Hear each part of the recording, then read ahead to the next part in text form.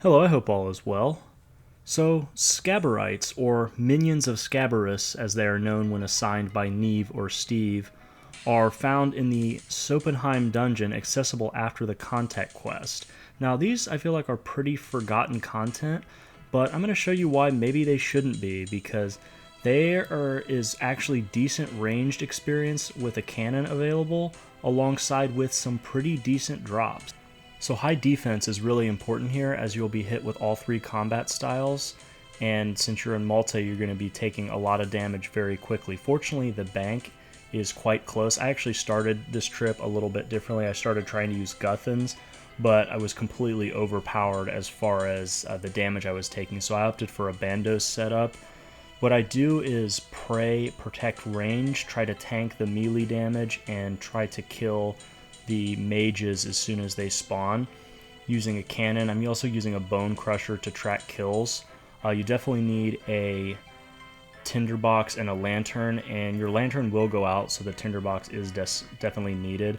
I brought a gem bag and an herb sack because they drop a ton of gems and herbs. Even though the bank is pretty close, in order to maximize your kills, you're going to want to stay as long as you can, which, because of the damage these guys deal, really is going to be about maybe 6 to 10 minutes, and that's kind of depending on how many bass and lobsters. They drop stacks of 6 bass and lobsters that can be really helpful for extending your trips. They also drop a lot of dragon spears and drop shield left halves at, I would have to say, one of the higher rates in the game. So if you're an Iron Man that needs that for the Ardone Hard Diary or just for a clue step, you may want to check these out, as it may be one of your better chances of getting that.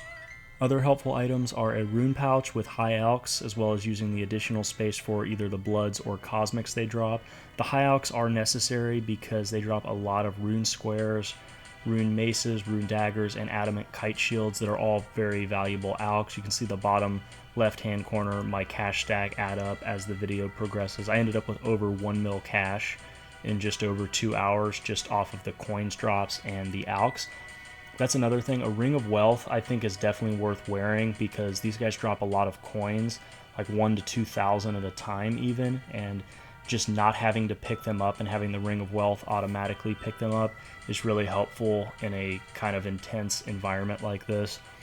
Also, a Cerdum and Godsword, if you can afford it, is pretty helpful, because any additional healing and prayer restoration is going to be good down here. I have Piety on the entire time for the additional defense and a little bit for the accuracy bonus as well. So a few prayer potions, a super combat, and a stamina potion I would highly recommend. There's a shield left half.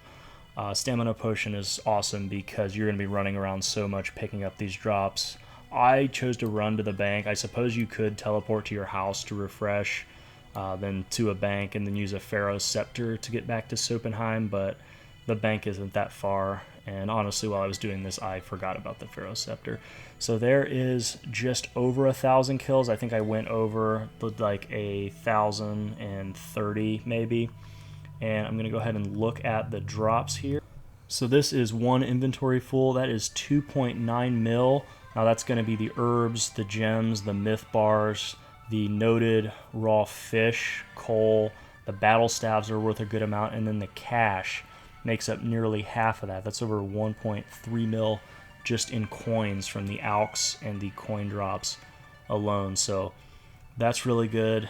I'm going to check the rest of it, and that was just a couple of more higher value items. It's another 530k. So overall, I made almost 3.5 mil total in just over 2 hours on just over 1,000 kills. So when I'm factoring in the supplies, because I did go through a good amount of cannonballs, also some prayer potions, and some higher cost food, I would say I profited just over 1 mil per hour in profit, about 2.5 mil total profit, and given that I spent a little over 2 hours, I was just over 1 mil per hour.